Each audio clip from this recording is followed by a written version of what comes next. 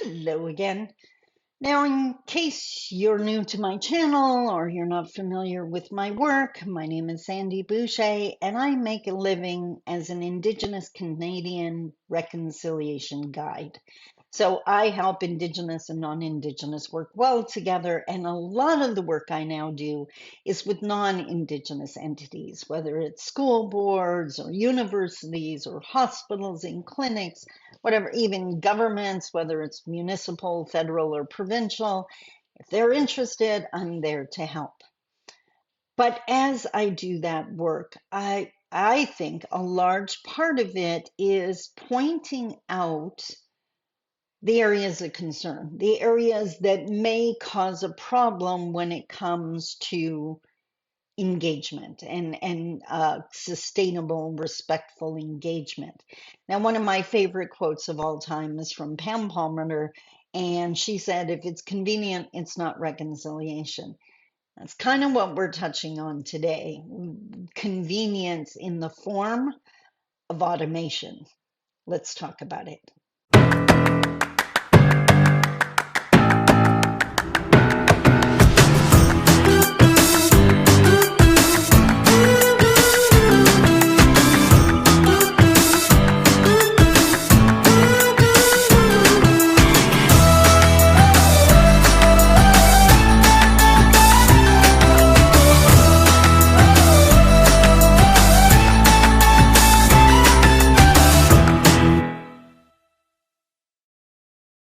Bonjour, Mishko Pagananque Nadishnakas Mandodem.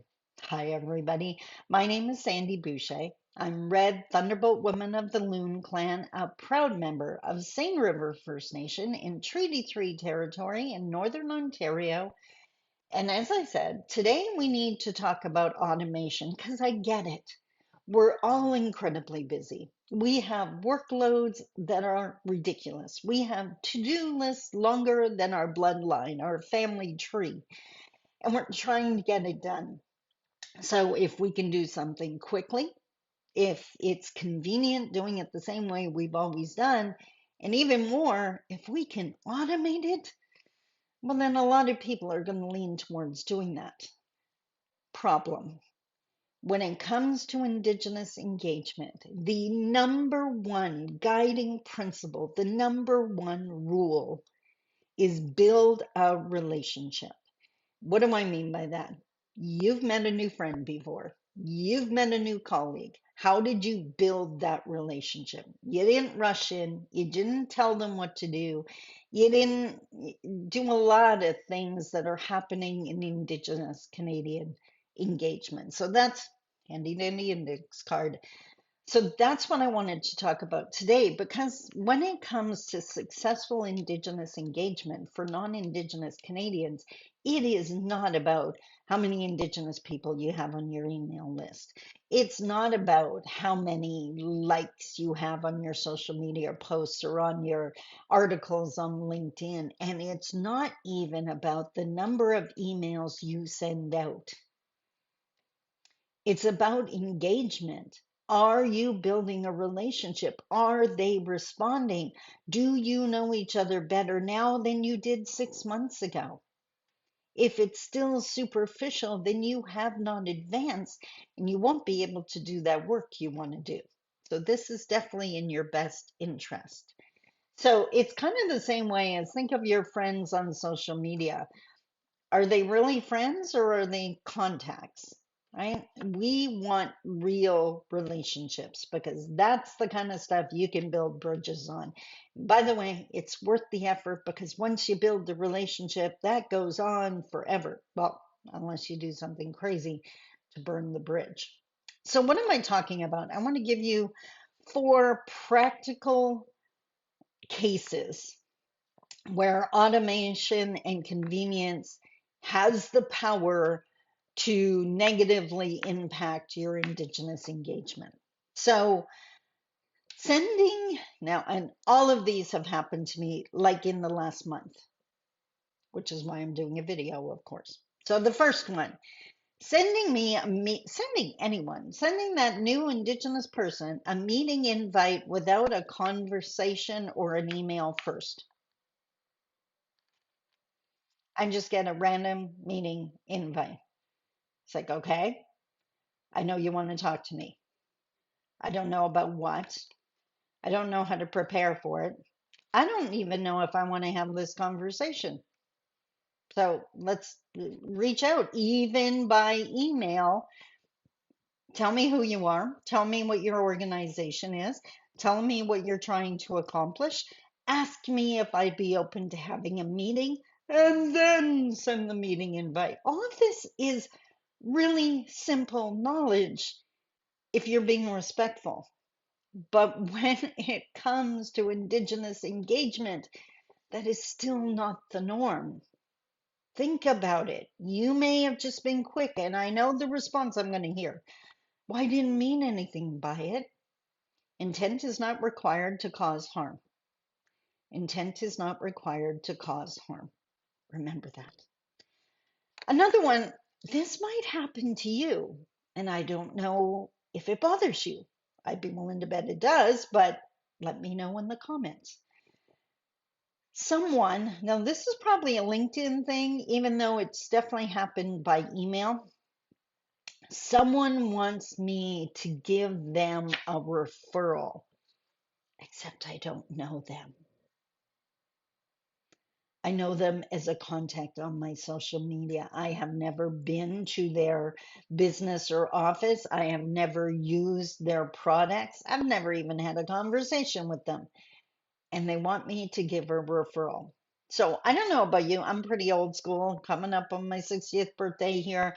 Um, my referral wouldn't be worth the time it took to type it if I just throw them out there. Now, do not get me wrong. If I meet an organization that is doing great work and asking amazing questions and trying to learn, I have no problem giving a referral that or a recommendation, whatever, easily. If I go into a business and I'm treated awesome, if I receive amazing customer service, even online, no issue, no issue at all. Of course, I'm going to recommend and refer people to that entity. But if I don't know you, why do you think I would? Or just because we know of each other, or even socially, I still don't know about your business. And no, I am not. I just want to be crystal clear on this one because this one definitely comes up. I am not giving you a referral or a recommendation just because you're Indigenous or just because it's an Indigenous business. No, hard pass. Again, my word wouldn't be worth anything as far as I'm concerned. That's racist, right? If I hate you because you're Indigenous, it's no better than loving you just because you're Indigenous. Is it a good business? Is it good service? Then, yeah, absolutely, I will. So that's number two. Number three, oh my God. And maybe this happens in the academic world. I don't know. But when I meet someone, I don't come at them with this hardcore professional academic conversation.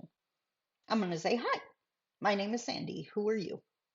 Right? So go for conversational English, that first email. And I'm one of those people, like I am a busy business owner. Do not send me an email that's this flippin' or worse, this flippin' long.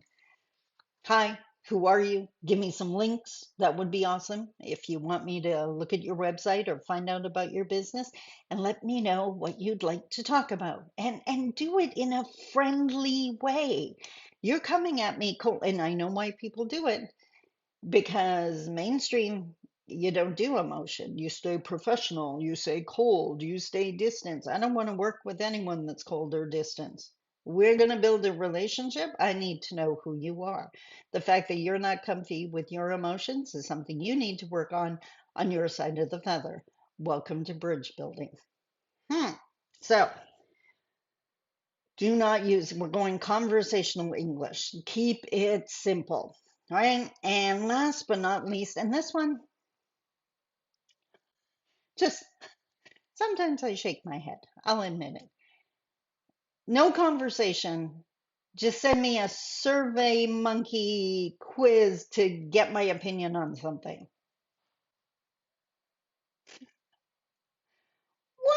And yes, it has happened more than once, which it's like, but if we are colleagues and we talk all the time and we have a working relationship, then I would probably appreciate that. It's quick, it's easy, you needed an answer, fine. But that's because we had the relationship first. No relationship, no survey monkey. No to the monkey. Bottom line, and this is the little checks or balance you can do. If your focus is either saving time or getting your to-do list done, you're thinking of the wrong person. It's you centered, and that's not how you build a relationship.